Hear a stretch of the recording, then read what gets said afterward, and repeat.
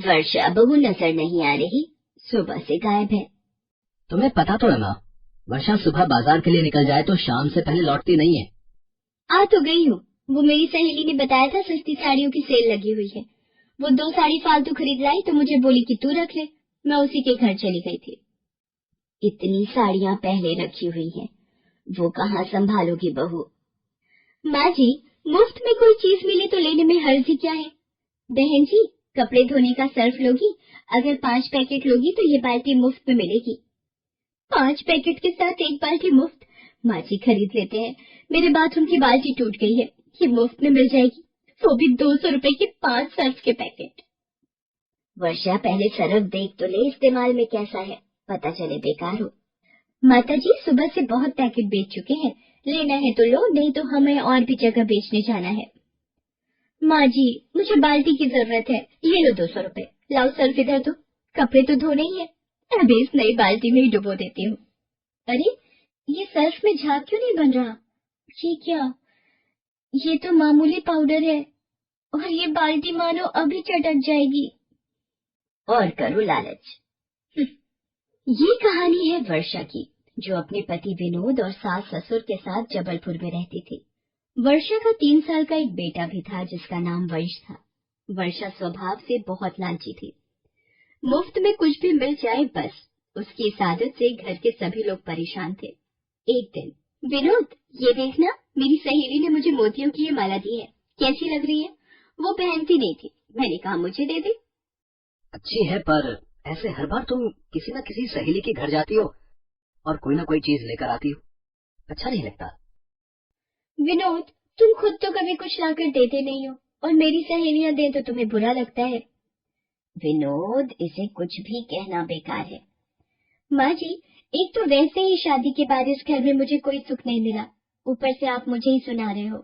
अरे अब बस भी करो, तुम लोगों की सारा दिन चिक चिक सुनकर मोहल्ले वाले भी कहते हैं कोई भिंडी बाजार है हमारा घर। वंश आओ, तुम्हें तैयार कर दूं, बर्थडे में जाने का समय हो रहा है। अब आज किसका जन्मदिन है जो दोनों माँ बेटे तैयार होकर जा रहे हो? दादी, मेरे दोस्त दीपक का बर्थडे है, वो बहुत बड़े फार्म हाउस में पार्टी दे रहा है, इसलिए मम्मी पापा दोनों को ले जा रहा हूँ। ये सफेद कमीज और कोट पहन लेना जी, तुम्हारे लिए कल स्पेशल खरीद कर लाई थी। इतने पैसे वाले लोगों के बीच कुछ तो ढंग के दिखो। वर्षा विनोद और वंश के साथ बर्थडे पार्टी में पहुंचती है। वहां पर उसे उसकी सहेली मीनल मिल जाती है। अरे वर्षा, और बता कैसी है? कोई बड़े दिनों बाद मिलना हुआ। ये तो तूने वही साड़ी पहनी है ना जो मैंने तुझे सस्ते दामों पर बेच दी थी? यहाँ तो चुप हो जा मीनल, वो तो काफी पुरानी बात हो गई, किसी ने सुन लिया तो। वर्षा जरा इधर आना। देखा, मैं तभी बोल रहा था, जो लालच में आकर बिना सोचे समझे कुछ भी खरीदती रहती हो। मम्मी मुझे भी इस साल अपना बर्थडे ऐसे ही फार्म हाउस पर मनाना है। इतनी धूमधाम से जन्मदिन मनाना बेटे तेरे पापा के बस की बात नहीं है, भूल जा। किसी बड़े खानदान में पैदा हो जाता तो शायद ऐसा धूमधाम वाला जन्मदिन मना पाता। चलो काफी देर हो गई है, ऑटो भी नहीं मिलेगा। क्या हुआ वंश बेटा, दीपक के साथ कुछ देर और खेल लो।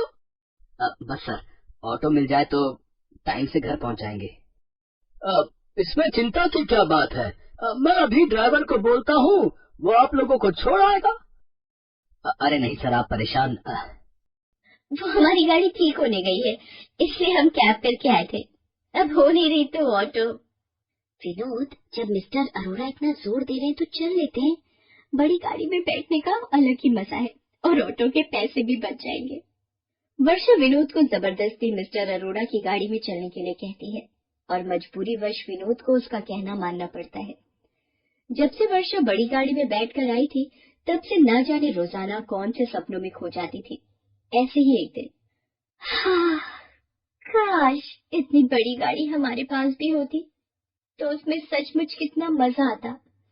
आलीशान घर, बड़ी गाड़ी, दौलत, शोहरत, सब कुछ हो तो कितना मजा आए जिंदगी जीने का। बेटी, दौलत शोहरत से खुशियाँ नहीं खरीदी जा सकती। आप कौन हो जो मुझे ये उपदेश दे रहे हो? और कौन कहता है पैसा सारी खुशियाँ नहीं देता? अगर मेरे पास भी पैसा हो तो मैं तो बस खुशी खुश रहूं। अच्छा, चलो एक काम करो, मैं तुम्हें नोट छापने की एक मशीन दूंगा, पर वो एक जादुई मशीन होगी जो रोजाना घर में से कोई भी एक चीज लेकर बदले में तुम्हें नोट देगी। लेकिन याद रखना, मशीन रोजाना नोट देती है, इसलिए एक दिन भी तुमने उस मशीन को कुछ नहीं दिया, फिर वो तुम पर हावी हो जाएगी। बाबा, मुझे तो रोजाना ही नोट चाहिए, मुझे इसमें कोई परेशानी नहीं है। बस आप मुझे जल्दी से वो नोट छापने की मशीन दे दो, फिर तो मेरी सारी परेशानियां दूर हो जाएंगी। साधु वर्षा को नोट छापने की मशीन दे जाता है। कौन था वर्षा? इतनी देर से दरवाजे पर क्यों खड़ी थी? ये देखो माँ जी, एक साधु बाबा मुझे ये नोट छापने की मशीन दे गए हैं। अब रोजाना ये मशीन किसी भी एक चीज के बदले नोट देगी। ये तो कहीं नहीं सुना। तो लग रहा है दिन में सपने देख रही है और जादू और चमत्कार की बातें कर रही है। माँ जी, मैं सच कह रही हूँ। रुको, मैं आपको इस मशीन में से नोट निकाल कर दिखाती हूँ। ये देखो, मैंने इसमें ये रुमाल डाला और अभी देखना नोट बाहर आएंगे। हाँ, ये तो कमाल हो गया वर्षा बहू, इस मशीन में तो नोट छपकर बाहर आ रहे हैं। सुनो जी, ये देखो, वर्षा बहू को एक साधु बाबा नोट छापने की मशीन ये मशीन तो सच में नोट छाप रही है। बाबूजी, अब आप देखते जाओ, हम लोग कुछ ही दिनों में करोड़पति बन जाएंगे। नोट छापने की मशीन देखकर विनोद ना जाने किस चिंता में था। वो वर्षा से बोला, वर्षा, मुझे कुछ ठीक नहीं लग रहा है। इस तरह से मशीनों में कोई चीज डालकर नोट निकालना गलत है। मुझे तो इसमें कोई राज छुपा दिखाई पड़ता है। ऐसा ना हो ये लालच तुम्हें ले डूबे और कहीं तुम्हें पछताना न पड़े। अरे पछताऊंगी क्यों? जब रोजाना नोट हाथ में आएंगे तो फिर तो मानो रोज दिवाली। आओ माँ जी, आओ आओ माँ जी, आज हम ढेर सारी शॉपिंग करने चलते हैं। मुझे कुछ चीजें दे दो ताकि मशीन में से नोट निकाल सकूं। मम्मी, मुझे भी ढेर सारे महंगे खिलौने खरीदने हैं। मेरे दोस्त दीपक के पास बहुत बढ़िया और महंगे खिलौने हैं। ठीक है, आज तुम जितने मर्जी खिलौने खरीद लेना। मेरे पास बहुत पैसे हैं जो कभी खत्म नहीं होंगे। इस तरह वर्षा ने पैसे आते ही घर का नक्शा बदल दिया। नया घर, गाड़ी, धन दौलत सब कुछ उसके पास आ गया। एक दिन, हेलो मीनल, मेरे बेटे वंश का हैप्पी बर्थडे है, तो तुम्हें भी आना है। बहुत बड़े 5 स्टार होटल में पार्टी दे रही हो। ठीक है, बाय। वर्षा, ये क्या, तुम वंश के जन्मदिन की पार्टी दे रही हो? अरे, आज जब हमारे पास पैसों की कोई कमी नहीं है तो हम अपने वंश का जन्मदिन बहुत धूमधाम से मना सकते हैं। वर्षा वंश के जन्मदिन की तैयारियां कर रही थी। अचानक, विनोद, तुमने वंश को देखा है? दिखाई नहीं दे रहा। अपने कमरे में होगा। इतने सारे वीडियो गेम, महंगे खिलौने तुमने लाकर दे दिए, अब तो उन्हीं में लगा रहता है। वर्षा, सुबह से वंश अपने कमरे में ही बैठा है। मैं वंश को बुलाकर लाता हूँ। वंश बेटा, वंश, कहाँ हो? वंश कहाँ गया? मेरा मन घबरा रहा है।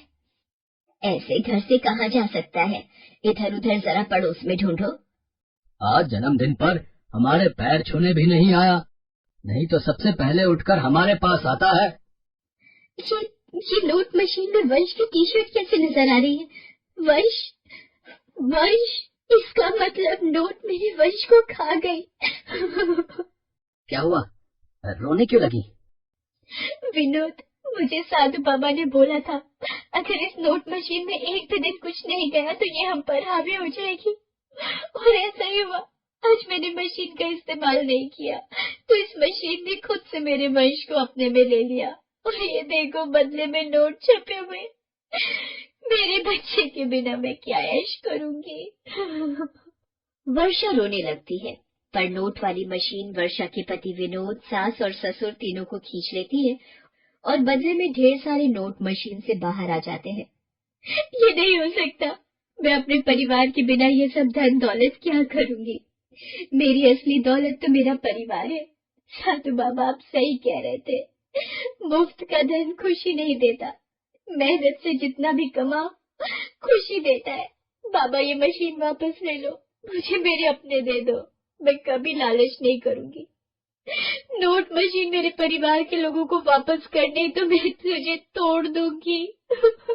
हे भगवान, इसके दिन में देखने वाले सपनों ने तो दिमाग खराब किया हुआ है, तभी नींद में सब कुछ भीग रही है। वर्षा, ओ वर्षा, आज वंश का जन्मदिन है, उसके दोस्त आते ही होंगे। भटूरे का आटा तैयार कर दिया है, जाकर छोले बना ले। विनोद केक लेने गया हुआ है और तेरे बाबूजी वंश के साथ गुब्बारे फुलाने में लगे हुए हैं। ये सपना था, मेरे अपने मेरे पास है। माँ जी इधर आना, आज आपको गले लगाने का मन हो रहा है। आज इतना लाड क्यों दिखा रही है? कहीं इसलिए तो नहीं छोले भी मैं ही बना दूं?